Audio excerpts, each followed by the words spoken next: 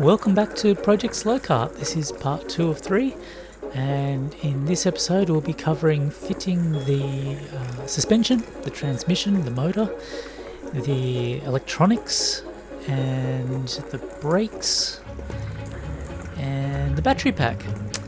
So first off, here is where we're currently at. So you can see the suspension's test fit, one of the suspension struts.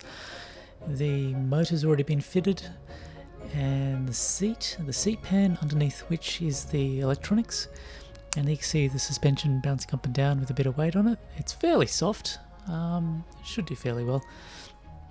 That's the whole jack shaft arrangement with the transmission offset from the motor with a chain and another chain running to the actual drive sprocket.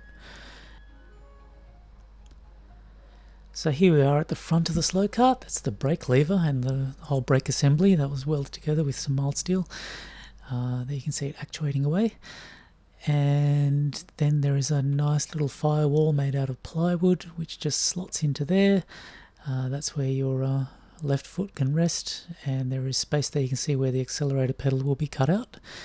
And the hydraulic line runs to the back, and there you can see the tiny little brakes that just actuate on the rear wheels. There's a steering wheel with soon to have control panel and extra switch there for power, and there's the battery bank underneath the seat and the electronic controller for controlling the motor. And as you can see, I put way too much thought into this actual battery holder, so it has got fancy little clips and hinges to get the batteries out. The reason being, originally the batteries were meant to be removable to charge off the SloKart, but in the end I figured that was just too complicated, so they pretty much stay in place. Okay, so here's version 1 of the whole transmission system. The motor connects to effectively a jack shaft. The transmission's separate there, with 2 chains driving the whole thing. So one chain to go to the transmission and one chain to go to the axle, and a chain tensioner to tension the chain.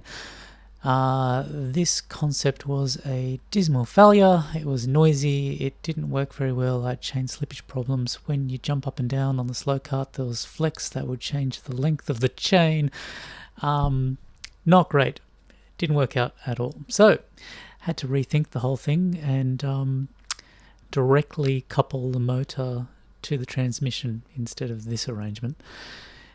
A bit of an issue in that the transmission has a different input shaft size to the output on the motor, so I had to make a little collet to screw onto the transmission to get the 2 sizes the same. And then there is a coupler which fits to either side to connect the 2 together. So there you can see there's 8 Allen screws to actually pinch that coupler on. It makes it very strong. And there you can see it fitted to a base plate holding everything together, a bit more reinforcing to hold up the transmission. And that's how it was to fit to the actual frame. And so now we're down to 1 chain rather than 2. A lot simpler arrangement. And of course you can see where the suspension was meant to go.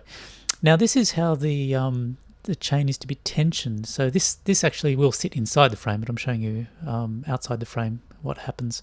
So there's a little screw arrangement similar to a motorbike where you tighten a screw in the back, and it actually moves the entire axle forward and back to change the amount of tension on the chain. And there's the final setup of the motor with the final drive sprocket.